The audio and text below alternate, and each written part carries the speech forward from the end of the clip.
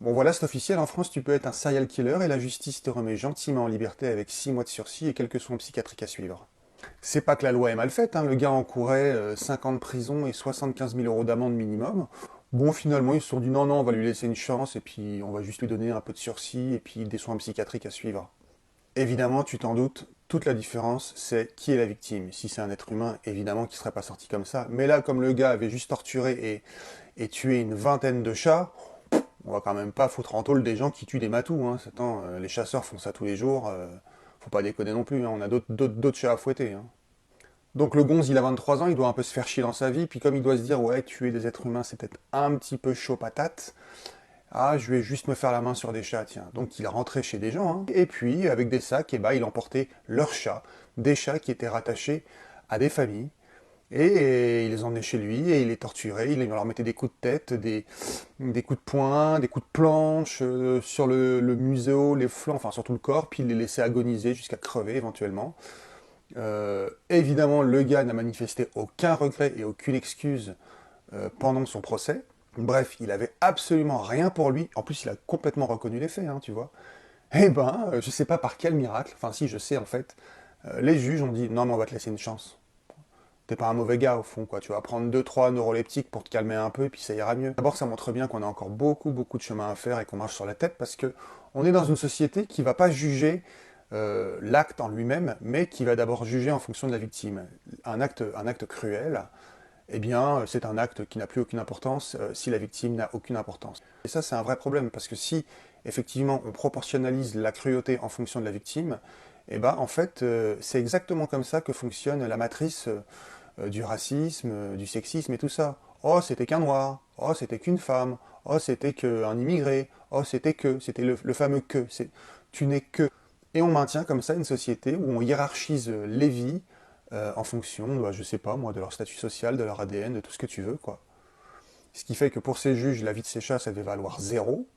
Et bah, on va pas condamner quelqu'un qui a tué 20 fois zéro, parce que 20 fois zéro ou 1000 fois zéro, ça aurait été zéro. D'ailleurs, le gars, il aurait tué 1000 ou 10 000 chats. Est-ce qu'il aura pris de la prison? Je suis même pas sûr, quoi. Ensuite, on en parle de tous ces gens qui ont été dépouillés de leurs compagnons de vie de façon horrible, et sans que derrière, il n'ait au moins le sentiment que justice est faite contre le tortionnaire. C'est ce qu'on appelle la double peine, en fait. On est tombé sur des juges qui n'ont aucune espèce de considération pour le lien affectif qui peut unir un être humain à son animal. Et si jamais tu ressens de la compassion et de l'amour pour ton animal, eh ben c'est quelque part que t'es un malade mental. Hein. C'est beaucoup plus normal d'aimer sa voiture que d'aimer un animal. Maintenant, imagine ce qui est passé par la tête du gars qui est sorti du tribunal libre comme l'air, certainement avec un grand sourire aux lèvres. Qu'est-ce qu'il s'est dit, le gars? C'est quoi le message qu'on lui a envoyé?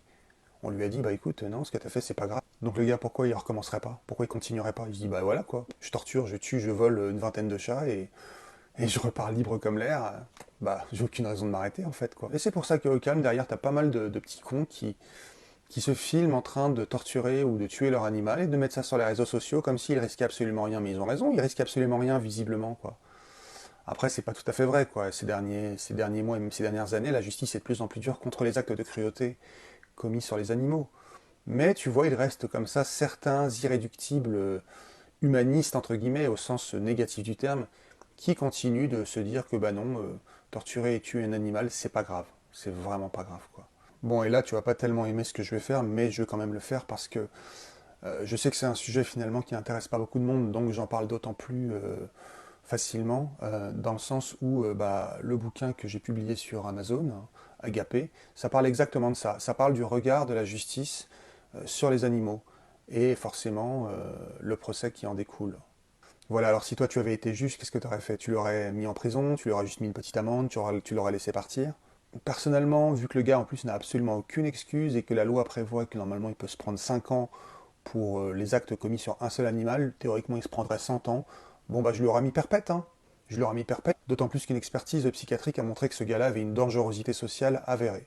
Et d'ailleurs, on sait très bien que quasiment 100% des serial killers sur les humains se sont d'abord fait la main sur les animaux. Et ouais, c'est par étapes quoi.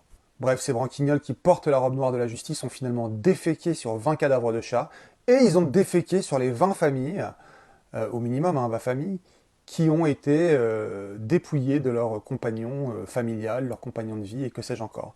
Ils ont déféqué sur la tronche des vivants et des morts pour laisser le tortionnaire s'en tirer à bon compte. Pauvre France.